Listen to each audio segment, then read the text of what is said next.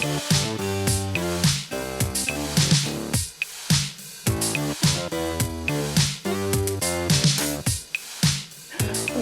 et bienvenue sur le plateau de Bonjour chez vous. Aujourd'hui, nous allons voir que faire face aux défis de nos enfants. C'est notre thème du jour et nous allons en parler avec Nadine et Frank. Hello vous deux. Hello Evelyne. Hello.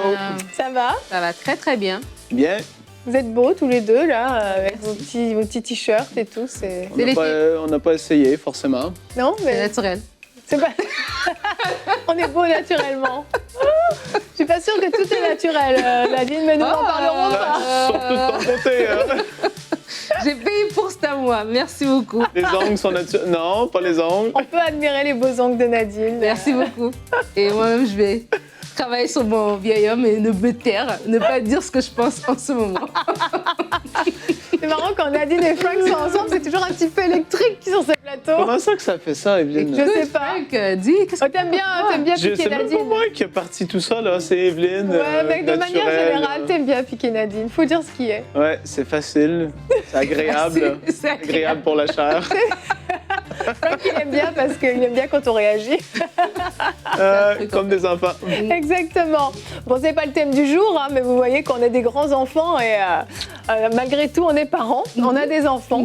Et puis, il peut y avoir des défis, c'est peut-être votre cas. Alors, toutes sortes de défis, hein, ça peut être des enfants en bas âge, ça peut être des enfants plus grands.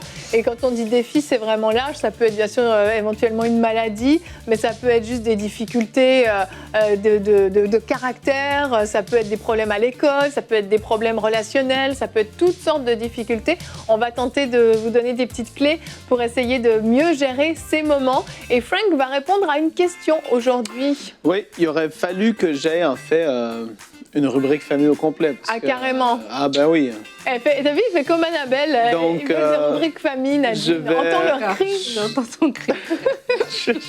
C'est pas un cri, c'est juste un fait. Oui. Une telle question, ça va me prendre du Mais temps. c'est quoi la question? Ben Evelyne, faut en parler. Ah ben oui, il faut en parler. Et il y a eu une question d'une personne. D'Alexandra, du Canada, C'est ça. qui nous a demandé comment puis-je aider mon enfant en échec scolaire. Et Frank va devoir y répondre en 5 minutes, mais il aurait aimé 12 minutes, vous l'aurez compris. Eh oui. Bah, moi, comme je l'ai dit à Annabelle la beaucoup de dernière notes, hein. fois, tu peux faire un effleurage et on entend le cri de vos cœurs et il y aura peut-être une rubrique famille qui va jaillir à ce sujet.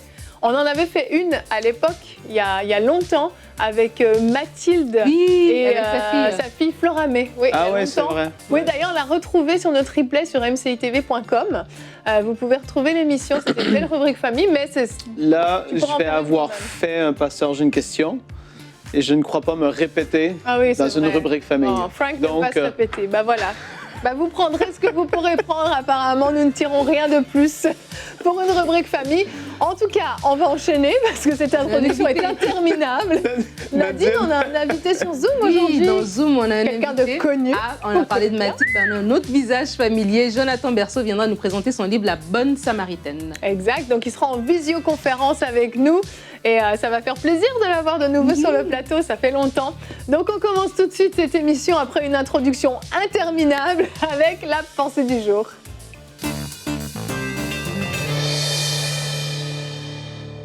J'ai intitulé ma rubrique « Reçois la stratégie pour ton enfant ». Reçois ta stratégie pour ton enfant, parce que quand on parle des défis de nos enfants, que faire face aux défis de nos enfants, je crois qu'on peut recevoir chacun d'entre nous une stratégie divine, une stratégie vraiment pointue, une stratégie exacte par rapport à nos enfants. Être un parent, c'est précieux. C'est le rôle le plus précieux qu'on peut avoir au-delà de nos titres, de notre carrière, de tout ce qu'on peut faire. C'est la chose la plus importante que d'être un parent, mais ça vient aussi avec son lot de défis, ça vient avec son lot de challenges. Quand on passe le petit bébé qui était tout mignon, la petite fille de 5 ans qui mettait sa petite belle robe rose avec des boucles, à un moment donné, elle devient une ado. À un moment donné, il y a d'autres choses qui s'enclenchent, il y a des défis que l'enfant fait face. Et des fois, pour certains d'entre vous, peut-être c'est des défis dès la naissance, c'est peut-être des défis même dans l'utérus, dans l'embryon. Déjà, l'enfant avait peut-être des problèmes de santé, l'enfant avait des défis à la naissance, peut-être un accouchement difficile, des défis de santé, des défis d'adaptation scolaire, plein de choses qu'un enfant peut vivre. Et en tant que parent, Dieu nous équipe en fait pour faire face à ces défis et Dieu nous équipe aussi pour nous donner une victoire.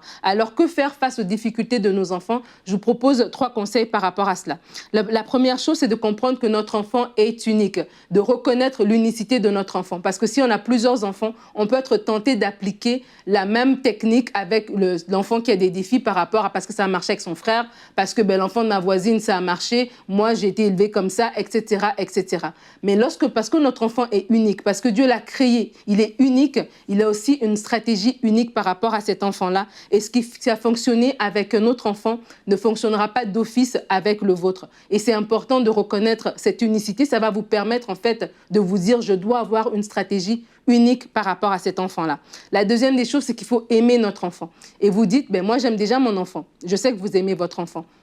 Mais lorsque notre enfant passe par des difficultés, il faut vraiment avoir cet amour qui est encore plus grand. Cet amour que seulement le Saint-Esprit peut mettre dans notre cœur. Et dans 1 Corinthiens 13, au verset 4 à 7, vous connaissez ce verset probablement, qui parle de l'amour. Et lorsque notre enfant a des défis, ce verset devient encore plus fort, je crois. Parce que le verset va dire que l'amour, il est patient, il est plein de bonté, il ne s'irrite pas. Oui, il ne faudra pas s'irriter devant les défis de votre enfant. Il pardonne tout, il croit tout, il espère tout et il supporte tout. Et ça prendra cet amour qui va vouloir rattraper votre enfant, même s'il a désobéi, même si elle a quitté la maison, même si vous voulez le rattraper encore et encore. C'est cet amour de 1 Corinthiens 13 que vous devrez manifester.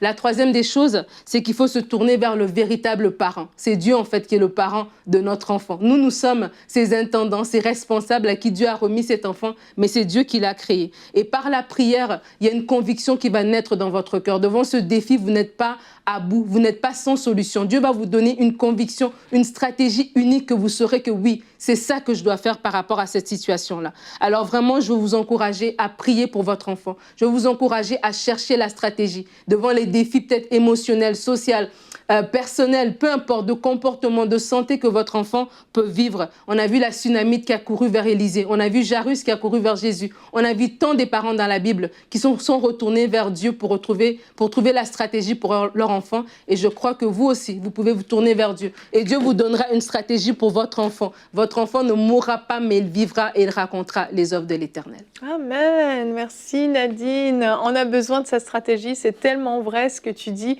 Et chaque enfant est unique. Chaque enfant a un fonctionnement différent. Et ne serait-ce que dans l'éducation des enfants, moi je me souviens, j'ai eu mon fils en premier, 2 ans plus tard, j'ai eu ma fille qui a une personnalité complètement différente de son frère. Et j'ai eu besoin, ne serait-ce que pour ça, pour savoir comment l'éduquer, parce qu'il y en était toujours dans des temps de crise. Elle avait 1 an, 2 ans, c'était difficile. J'ai dit, Saint-Esprit, dis-moi, donne-moi ta stratégie pour que je comprenne comment fonctionne ma fille. Et parce que tout ce que j'avais appliqué avec mon fils ne fonctionnait pas avec elle. Et ça, c'est pareil dans toutes les situations. Je pense à des parents d'adolescents qui sont peut-être en crise identitaire, qui sont en train de se chercher, de savoir exactement qui ils sont, qui se reconnaissent plus, qui essaient de trouver leur personnalité. On a besoin vraiment d'une stratégie qui est sur mesure, en fait, pour notre enfant, pour la situation qu'on vit. C'est une maladie, c'est autre chose. Et c'est tellement vrai parce que Dieu a un plan particulier, soit pour venir toucher les cœurs, soit pour venir ramener à lui, soit pour toucher vraiment le corps, la vie de l'enfant en fonction de la situation. Et ta pensée est excellente, Nadine, merci. Notre verset du jour aujourd'hui est dans l'évangile de Jean et c'est Jésus qui a dit ça à son père. Il a dit « Je n'ai perdu aucun de ceux que tu m'as donnés ». Et c'est tellement beau. Quand Jésus a dit ça, il parlait bien sûr de ses disciples. Ensuite, il dit « Si ce n'est le fils de la perdition », donc qui était Judas. Et en fait, pourquoi on a choisi ce verset aujourd'hui? C'est parce que je crois que c'est la prière de chaque parent, de dire Seigneur, qu'aucun de mes enfants ne se perde, qu'aucun d'eux ne s'éloigne du chemin que tu as préparé pour eux, qu'aucun d'eux ne puisse être dérouté de la destinée que tu as pour eux. Et Jésus a pu faire cette prière et que nous, on puisse faire cette prière, Seigneur, qu'aucun de mes enfants ne se perde. Amen. Et ce verset dans Jean 17, en ce que Jésus parle, pour moi, en fait, c'est tellement puissant. Quand tu lis ça, tu vois l'amour que Jésus avait pour ses disciples. Et en fait, c'est ça en tant que parents, lorsque nos enfants vivent des difficultés, c'est d'arriver à ce niveau de combat spirituel, ce niveau d'intercession, pour dire Seigneur, non, non, non, non, non, je ne perdrai aucun de ces enfants, aucun de mes enfants ne sera perdu. Et quand on a ce niveau, ce combat, parce que des fois, c'est pas juste question d'une petite stratégie. Quand je parle de la stratégie divine, là, c'est pas un truc que tu as lu dans un livre, d'un tac, tac, tac, 1, 2, 3, 4. C'est quelque chose que tu vas aller chercher dans la prière et Dieu va te révéler. Mais des fois, il faut combattre, en fait. Et la société ou l'ennemi, des choses veulent nous voler nos enfants. Et lorsque notre enfant vit un défi, il est un bébé, il est un enfant, il n'est pas outillé pour combattre. Et en tant que parent, on doit faire cette prière. On doit rentrer dans ce niveau d'intercession pour nos enfants, pour dire, Seigneur, je te remets cet enfant. Seigneur, je te le recommande. Seigneur, je ne perds aucun de mes enfants. Je vais prier. Je vais bloquer toutes les portes qui ont été ouvertes par l'ennemi. Je vais faire en sorte que vraiment, je sors de ce temps de prière avec une stratégie. Amen. Une stratégie qui sera divine, une stratégie qui ne sera pas de la psychologie,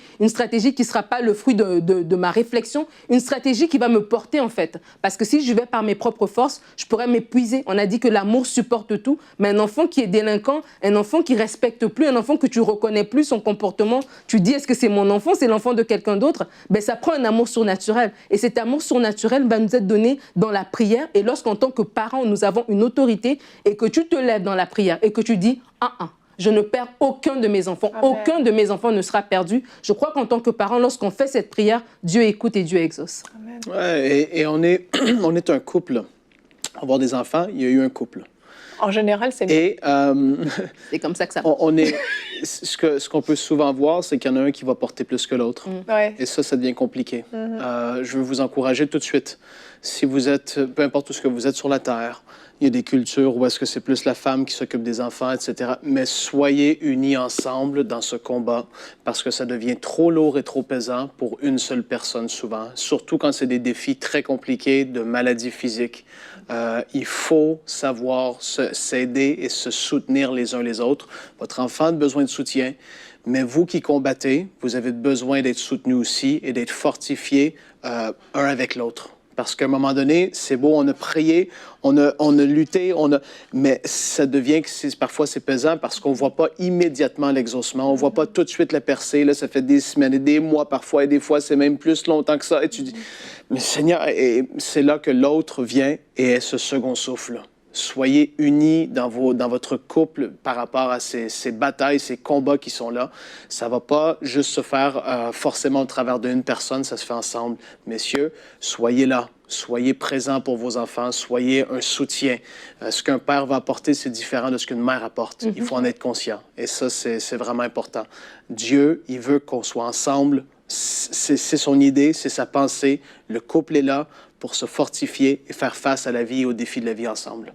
C'est très vrai ce que tu dis. Et même, c'est ça, des fois, il y a peut-être des papas qui vont être plus en retrait, mais parfois aussi, il y a des mamans qui vont pas laisser les papas s'impliquer. Aussi. Et je pense que dans ce genre de situation, quand il y a des défis, particulièrement, admettons, des défis liés à l'adolescence, peut-être, des tensions, que vraiment le couple ne forme qu'un, soit vraiment uni, et puis que les parents puissent dire, les mamans particulièrement, je vais en parler à ton père. On va décider ensemble, on va prendre la décision ensemble.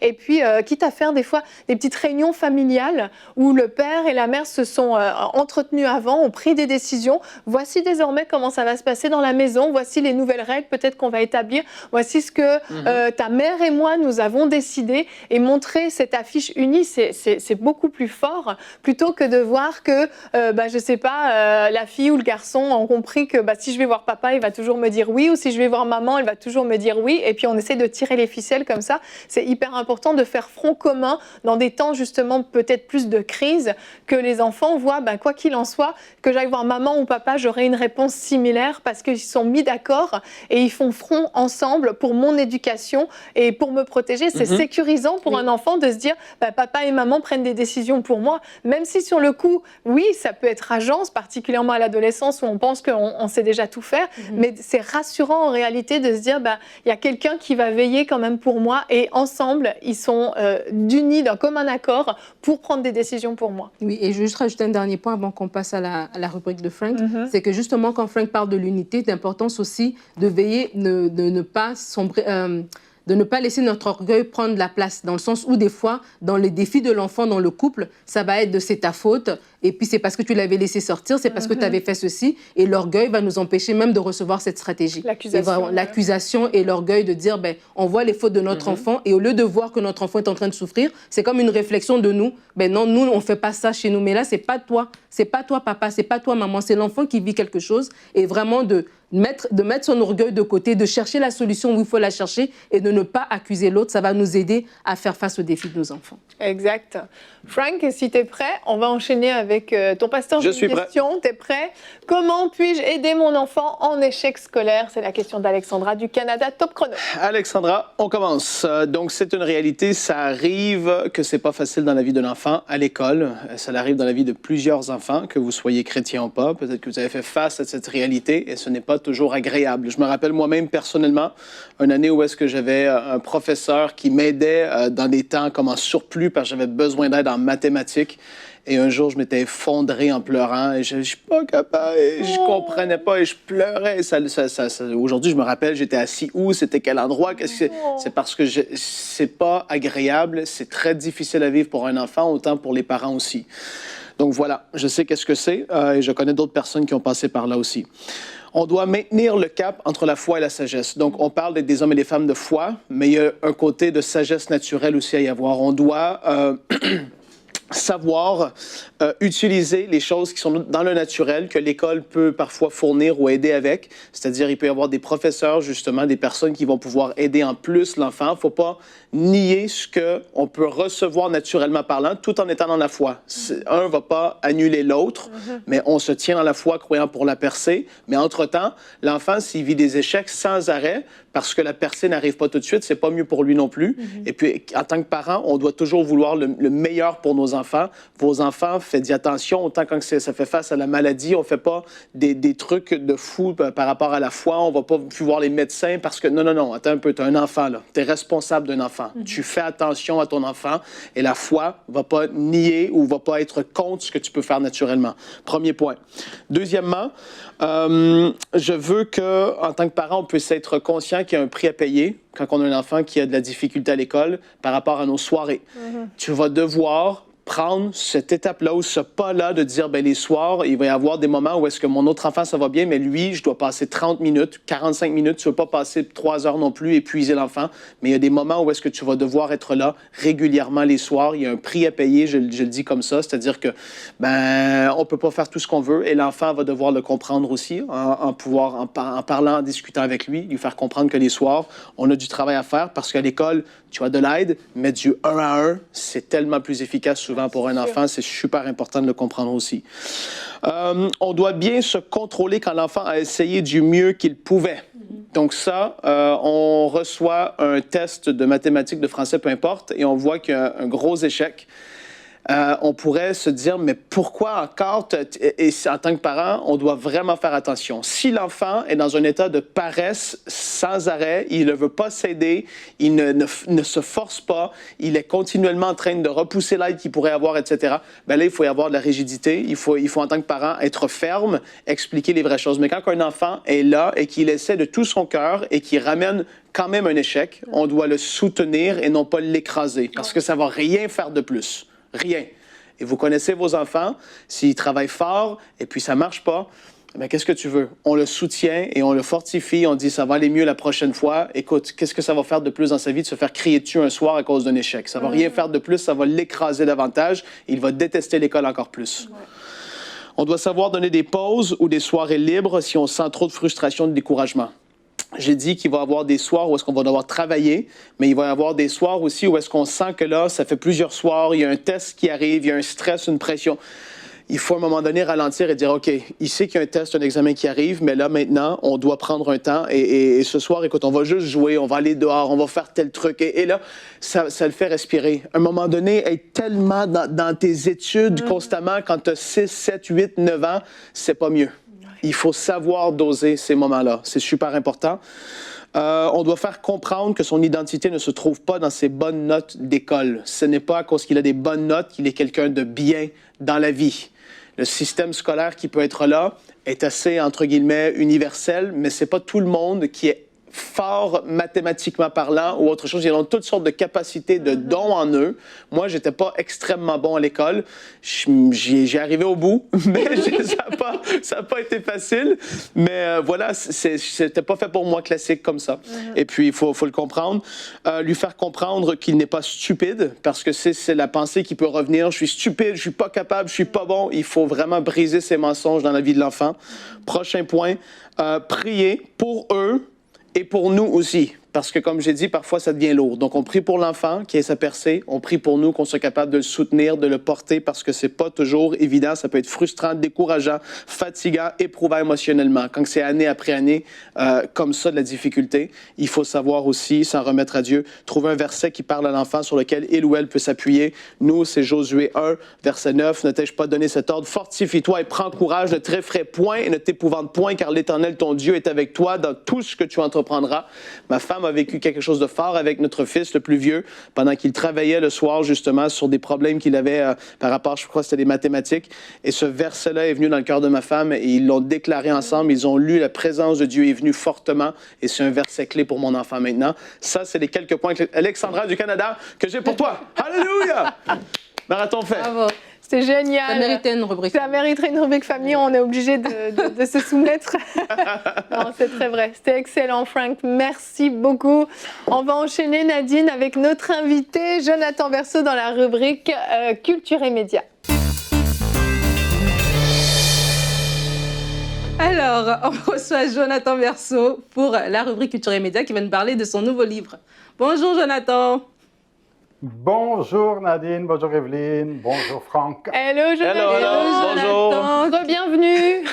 Quelle joie de te voir. Jonathan, aujourd'hui, tu viens nous présenter ton nouveau livre, La Bonne Samaritaine. Parle-nous de ton nouveau livre. Tout à fait. En fait, ça fait déjà depuis plusieurs années que ma femme me presse ou me harcèle en disant « il faut que tu écrives ».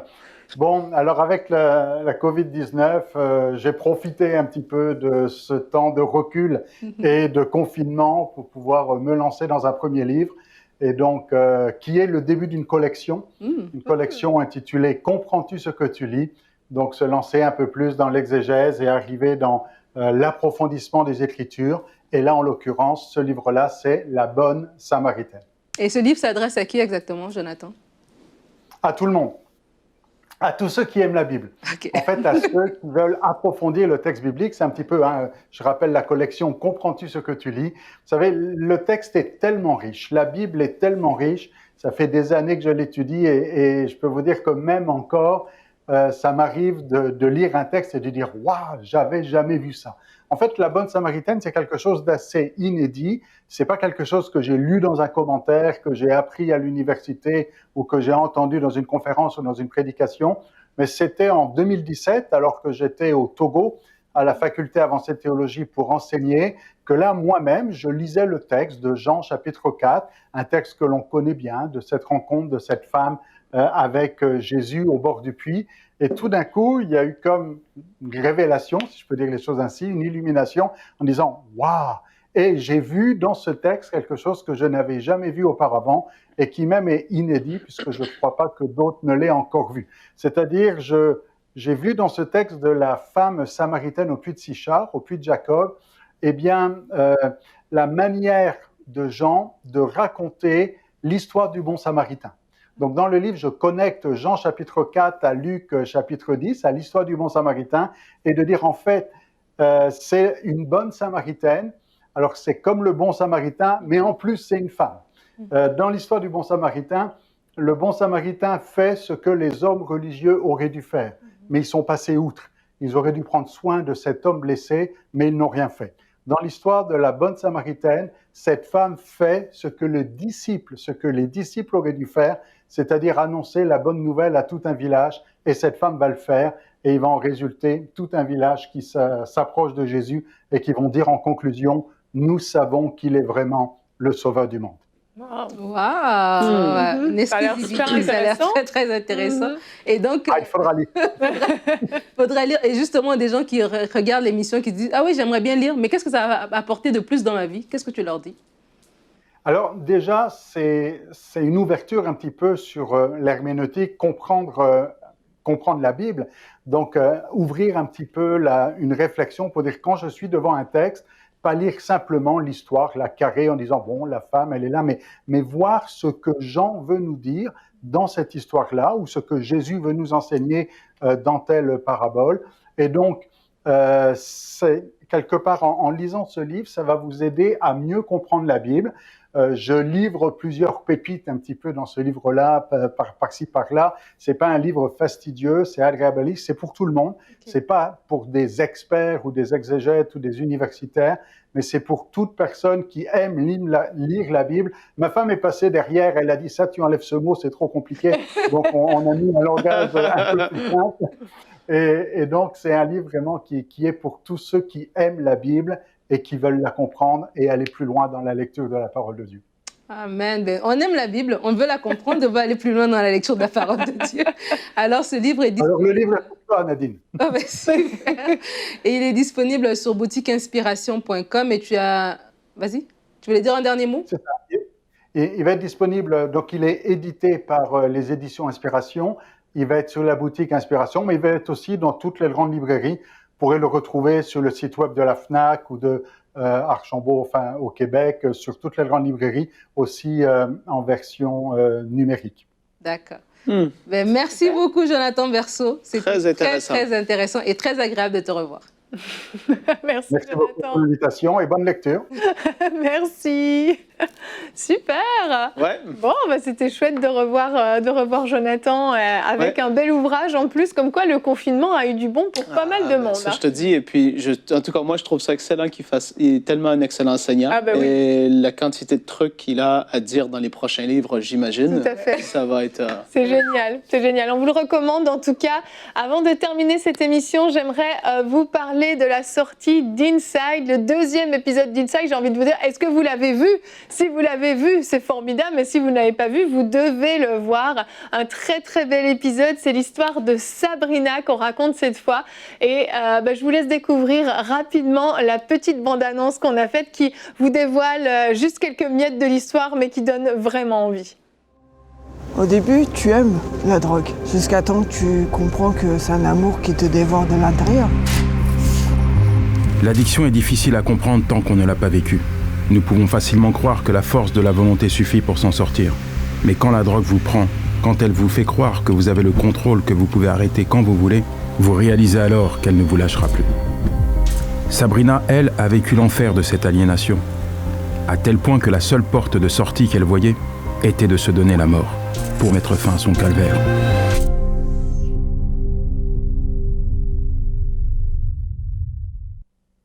L'histoire de Sabrina est exceptionnelle. Frank, tu as travaillé sur le projet avec moi. J'ai travaillé sur le projet et c'est une histoire, je le dis comme ça, de fou. C'est une telle expérience de vie, en tout cas, et de voir ce que Dieu fait, c'est extraordinairement grand. Oui, vraiment. Énorme. Vraiment. Et il faut vraiment voir cette histoire.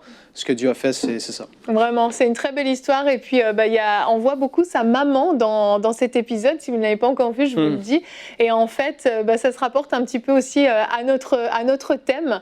Parce que justement, en fait, cette maman a vu sa fille descendre de plus en plus bas. Et elle a été là pour elle dans les moments difficiles. Mais on voit aussi qu'elle a vu un changement exceptionnel dans la vie de sa fille qui elle-même va la questionner sur l'existence de Dieu. Et je vous en dis pas plus, mais c'est un très très bel épisode qu'on vous recommande. Il est donc disponible sur notre chaîne YouTube. C'est le 2e épisode d'Inside, c'est l'histoire de Sabrina. Je vous invite à aller le regarder. Nous avons fait un after, donc c'est la petite nouveauté pour Inside. Désormais, lors de chaque sortie d'Inside, il y aura un épisode after sur le grand plateau avec Yanis et un expert qui était là présent. En l'occurrence, c'était Denis Morissette qui était avec nous cette fois-ci. Et je vous invite à pouvoir découvrir aussi sur YouTube. Vous tapez simplement Inside l'after et vous allez le trouver sur notre chaîne. Voilà pour les informations que je voulais vous communiquer. On va se retrouver demain. Notre thème sera « Il y a plus de joie à donner qu'à recevoir » et nous aurons plusieurs témoignages de partenaires à vous partager. C'est une émission un petit peu dédiée à nos partenaires qu'on aura demain. Donc je vous invite à nous suivre. Merci à tous de nous avoir suivis et bonjour chez vous.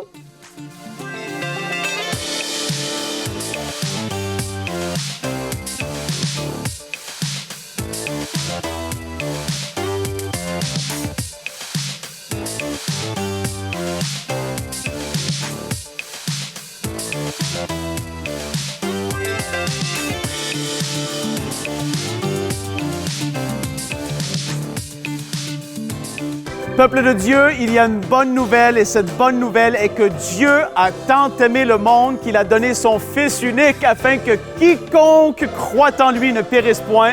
Et là, ça ne fait vraiment pas les filles. Vraiment, je suis pas capable de prêcher dans des conditions comme ça. J'entends les grenouilles à l'extérieur, il y a un tracteur dans l'auditorium et les murs sont pas fermés. Ça le fait pas, c'est horrible. Je sais pas ce que vous en pensez. Mais ça va aller, car un peuple nombreux se lève dans la francophonie, les 3500 héros de MCI TV. On veut vous remercier de tout notre cœur, à vous tous qui faites partie de ces héros. Et je veux aussi vous encourager, à vous tous qui ne faites pas encore partie de cette grande famille de partenaires, à pouvoir le devenir pour non seulement nous aider à achever la construction du centre MCI, mais aussi de l'équiper pour qu'on puisse vivre des conférences ici, localement, mais qui seront retransmises à l'international, dans le monde entier, pour qu'un maximum de personnes soient touchées par la puissance du Saint-Esprit. Notre cœur est de voir un réveil dans le monde francophone et avec l'aide de Dieu et avec votre soutien, nous allons y arriver. Nous croyons à ce que Dieu peut sauver un maximum de gens avant que Jésus revienne. Donc soyez bénis, on vous aime, on vous remercie de tout notre cœur et à très bientôt sur EMCI TV. Dès maintenant, donnons pour achever la construction et équiper le centre EMCI. Pour faire votre don, rendez-vous sur emcitv.com/3500. Vous pouvez donner en une seule fois ou en plusieurs mensualités.